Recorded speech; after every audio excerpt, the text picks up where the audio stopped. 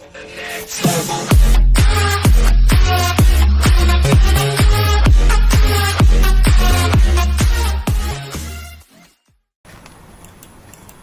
টিউটোরিয়ালে সবাইকে স্বাগতম।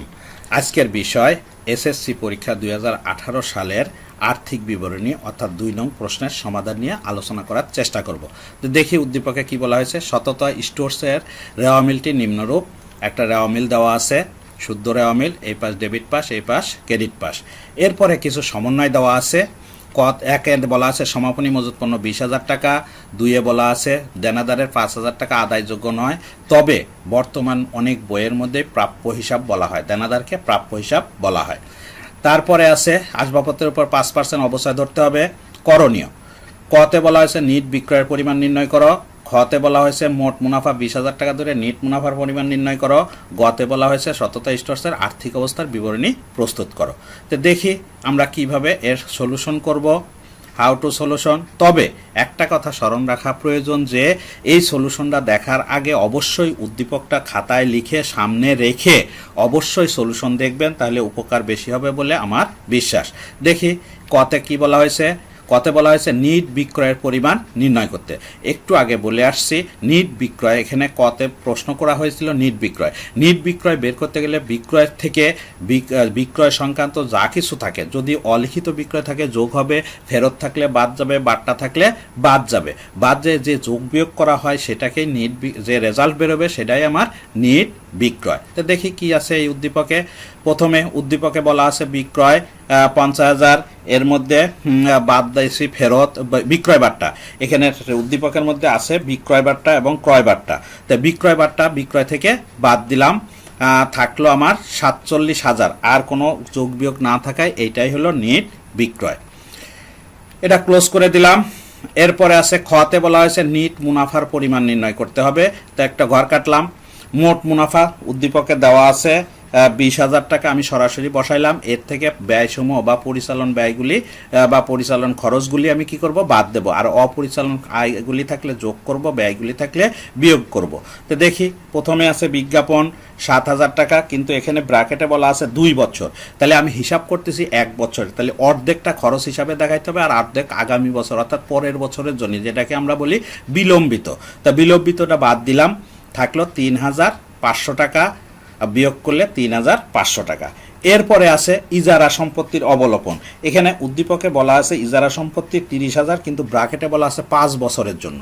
তাহলে আমি হিসাব করতেছি 1 বছরের, তাহলে 1 বছরের যে খরচটা সেটা আসবে। তাহলে কিভাবে বের করব, এই 30,000 5 দিয়ে ভাগ করব। 30,000 5 দিয়ে ভাগ করলে যে টাকাটা সেটাকে ইজারা সম্পত্তির অবলোপন হিসাবে গণ্য হবে। তাহলে 5 দিয়ে ভাগ করলাম, বেরোলো 6,000 টাকা। আসবাবপত্রের অবচয়, এখানে বলা হয়েছে আসবাবপত্রের উপর 5% অবচয় ধরতে। তাই আসবাবপত্র আছে 5,000, তো 5,000-এর 5% বের করলাম, বেরোলো 250 টাকা। তারপর আছে দেনাদারের 5,000 টাকা আদায়যোগ্য নয়, যেটা আমি জীবনেও আদায় করতে পারবো না, এটা আমার লোকসান। এই 5,000 এটাও আমার পরিচালন খরচের মধ্যে চলে আসলো। তারপরে যোগ করলাম, খরচ হলো 14,750 টাকা, কিন্তু অপরিচালন খরচ বা অপরিচালন আয় না থাকায় সরাসরি আমি কি করলাম, আয় থেকে মোট লাভ থেকে ব্যয়গুলি বিয়োগ করলাম। বিয়োগ করলে 5,250 টাকা, এটাই হলো নিট মুনাফা। এই ছিল আমার ক্ষয়ের উত্তর। এরপরে গতে বলা হয়েছে সততা স্টোরসের আর্থিক অবস্থার বিবরণী। তাহলে আমরা জানি আর্থিক অবস্থার বিবরণী করতে গেলে 2টা দিক থাকে, একটা হলো সম্পদ পাশ, একটা হলো দায় পাশ। তো প্রথমে আমি সম্পদ পাশে প্রথমে চলতি সম্পদ, সম্পদ পাশে 4 ধরনের সম্পদ বসে। চলতি সম্পদ, তারপরে বসবে হলো বিনিয়োগ বা বিনিয়োগ, তারপরে স্থায়ী সম্পদ, তারপরে হলো ভুয়া সম্পদ। তো প্রথমে আমি চলতি সম্পদ দেখি। চলতি সম্পদের মধ্যে আছে ব্যাংকে জমা 11,000, প্রাপ্য বিল 4,000, দেনাদার ইনারে লিখলাম 20,000 টাকা, কারণ এখানে সমন্বয়ে বলা আছে দেনাদারের 5,000 টাকা আদায় করতে পারবো না, যেটা আদায় করতে পারবো না সেটা আমি বাদ দিলাম অনাদায়ী দেনা হিসাবে, থাকলো আমার 15,000। তারপরে আছে বিলম্বিত বিজ্ঞাপন। খতে বলেছিলাম যে যেটা পরবর্তী বছরের জন্য বিজ্ঞাপন, সেইটাও আমার চলতি সম্পদ 3,500। তারপরে সমাপনী মজুদ সমন্বয়ে দেওয়া আছে সরাসরি 20,000। তারপরে হাতে নগদ সরাসরি উদ্দীপকে দেওয়া আছে 40,000। এই ছিল আমার চলতি সম্পদ, যোগ করলাম 93,500। এরপরে বিনিয়োগ না থাকায় আমি স্থায়ী সম্পদ লিখলাম। স্থায়ী সম্পদের মধ্যে প্রথমে আছে ইজারা সম্পত্তি 30,000, কিন্তু এখানে বলা হয়েছিল 5 বছরের জন্য, তাহলে 1 বছরেরটা আমার খরচ হয়েছে আর বাকিটা 4 বছরের টাকা আমার রয়ে গেছে, তাহলে বাদ দিলাম। অবলোপন যে টাকাটা বের করেছিলাম 6,000, বাদ দেওয়ার পরে থাকলে হলো 24,000।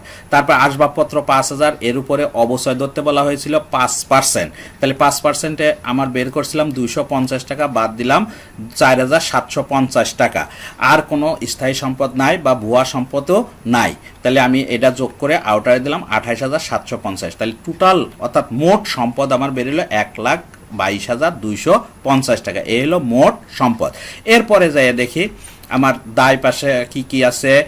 দায় ও মালিকানা সত্ত্ব। প্রথমে দায় সমূহ প্রদেয় বিল দেওয়া আছে উদ্দীপকে 2,000, পাওনাদার এটা অনেক বইয়ের মধ্যে প্রদেয় হিসাব বলা হয় 15,000।